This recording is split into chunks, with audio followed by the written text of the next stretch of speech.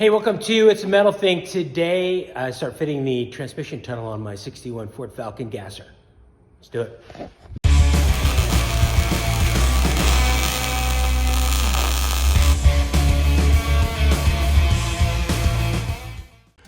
All right, so this thing is actually pretty close to fitting. It's just that the transmission is a lot squarer than the tunnel.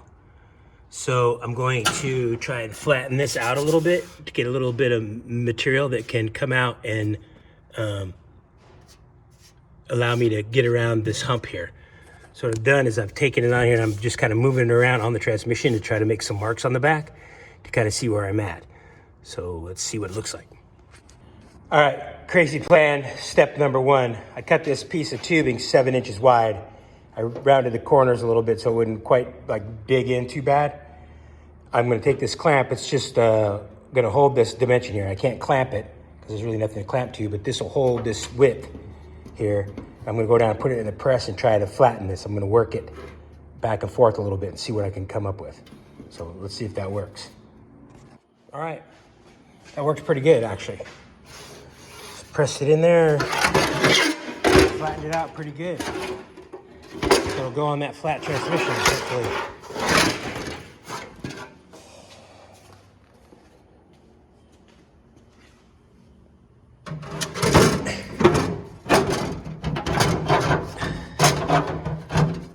Not bad. Not bad. Better than it was. I feel like this is too high. Going to try to bring that down some, get that closer over there. I can extend that out. So the whole idea behind cutting it this big is I have this radius here that I can tap and flatten out and get a, I could use a filler piece in there, but it'll be in a plane rather than, so if I can beat this down and get it flat so it's at the angle, then whatever I put in there will just be like it's easier transition. So I'm gonna work on this a little bit, and then probably what I'm gonna have to do is get some spacers in here on the high spots, just to make sure there's clearance. So I have this, I was thinking about these. I have this gas tank that came. It has these little rubber adhesive suckers. I'm gonna take these and stick them on there all the way around all the high spots, and that'll be my clearance. So if I can get it to sit on there, or at least work it so it goes on there, and that'll give me all the clearance I need all the way around that transmission. So all these high spots like that there, and everywhere it sticks out, I'll put some of those little cushions in and make that work. I got this plug off the internet to get rid of the reverse. I don't have reverse lights on the 61 Falcon.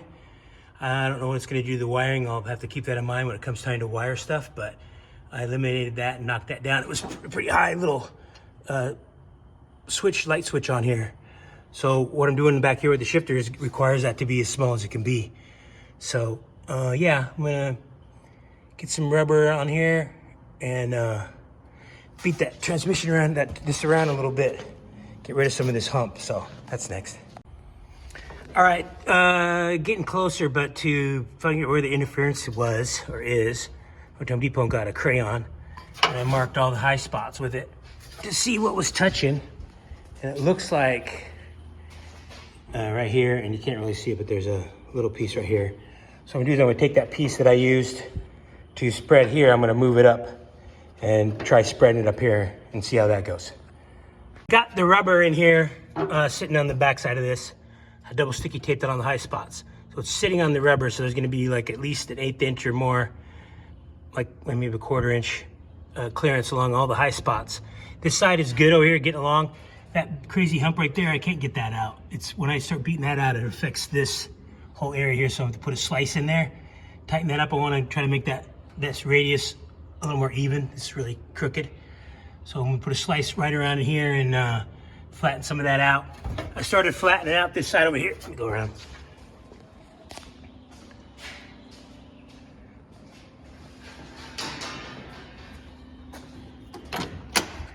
I started flattening this curve out a little bit. It's not bad in the front there. That'll work up in here. Coming around here, I can tap that down some more.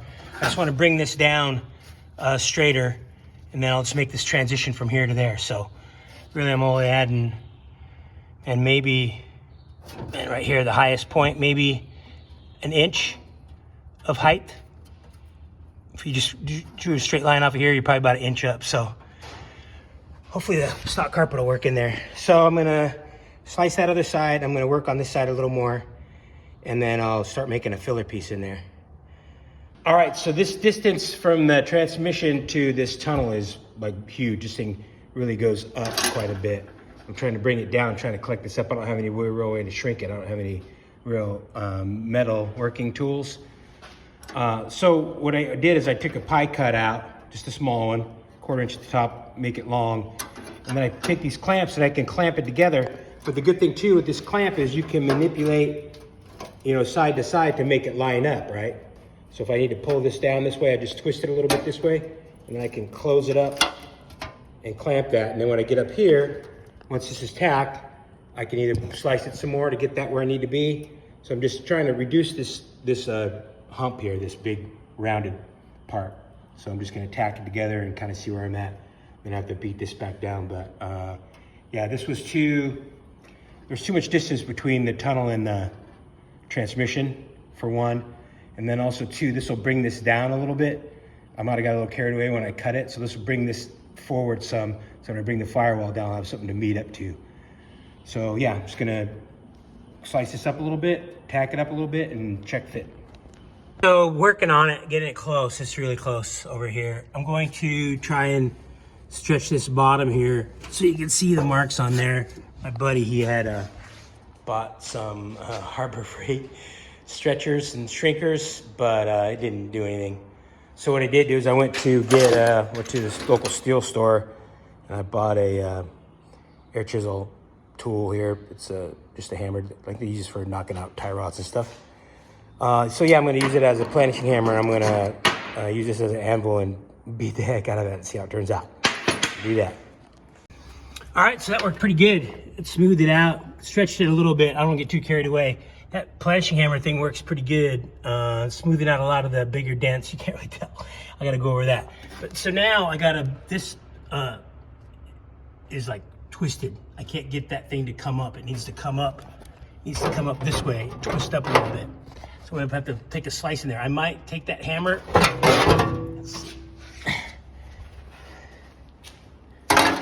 I might take that air hammer thing and try and stretch this in here. See if that'll come up. I don't know if that'll come up or maybe force it to go down. I don't know. I was twisted on it and this broke, so it tells me this is in a bind here, so I gotta relieve this somehow. So I'm gonna hammer on a little bit and see kind of where it goes and what it does, and then if I'm not happy, then I'll have to slice it and just squeeze it or gap it or something. So I'm gonna do that next. Okay, so I got it up. I also need clearance for the slave cylinder to hook up. So hopefully that's a 90 off of there. So I needed to bring it, but I needed to bring this back down a little bit, but I couldn't get it to do what I wanted to do. It was just the shape and holding it in place. Put a couple relief slashes in there. I was able to get it out where I needed it, so I just need to kind of work on this and clean this up. When I weld those up, it's gonna wanna shrink, so I need to like hammer and weld to keep it from moving, but I'm gonna smooth that up. But it's close. I'm gonna work on getting this a little happier before I even mess around with that, try to smooth that out. But so just pecking away at it. This is getting really close. I'm going to put a piece of tape on here. I'm gonna grind this edge straight. Do the same thing down here. I'm gonna add a couple inches of some cold roll steel on here. I'm gonna tack it or strip weld it, get it pretty strong, and then I'm gonna start working the shape to go and fit the car. So I'll make a filler piece in here and do that now. Okay, metal added. Ugly welds, but they'll clean up. So obviously I have to shape this corner now. I'm gonna work on putting a radius in here and having it match. I think the length is gonna be good. You can see, I don't know if I made that long enough. Hopefully I did when it drops down. So I'm gonna put a radius in this thing, bring it down. I think the radius is close on the top there. I'll probably push, I don't know what I'm gonna do, because I need to do those, dig out the clutch pedal. It has that line on it, and see what's going on with that. That's a 90 or what the deal is. I gotta maintain clearance for the clutch solenoid, or not solenoid, slave cylinder. This kicks up here a little bit, so I'll probably leave it like that and then just trim that to fit. So I'm gonna radius this up and fit it, see what's going on. So I was able to get a pretty decent radius on this with that air chisel with the thing on it. And it's hitting pretty hard up here and holding this up. I'm back as far as I can go on the shifter. So I'm gonna have to start that radius sooner. I'm gonna get up into the original material more. I'm gonna start hammering or running that air chisel up and down this edge here to bring that radius. This is not so bad down here. I'm just gonna work that, maybe that top third or top half, and try to bring that around, and then I can flatten the new section out a little bit to meet that. So I'm gonna do that. This needs to come around a little bit more too. Maybe because you can see it's touching down here, but when I trim it, it's gonna help as well. So probably what I'll do is I'll work through here kind of at an angle and get this to lay down in that crotch a little better. Close, real close. This is sitting a little high because it's just touching, but everything's gonna come around pretty good, I think. It'll probably scooch over this way. There's a little bit of a gap there, but it's just not sitting in the right spot. I'm gonna get it closer, it'll fit. I don't want to go too much farther till I get the shifter. This whole back end's gonna be different and changed around. But once I get the shifter mounted and everything, then I can get this in here and start pulling it around and moving it around and doing the final fit before I start tacking it in.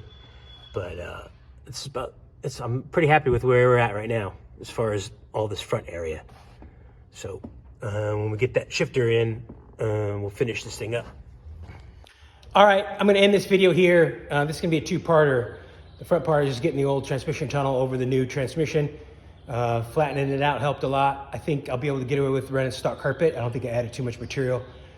Stock carpet ends up a little bit wide typically, so I should be able to use it and still get underneath the door seals. The back part's a whole other situation with the transmission or the shifter. So I'm gonna do a whole bunch of different things on the back there with the shifter. You'll have to come back and see that. So if you like the video, subscribe, check me out on Instagram, and I'll see you on the next one.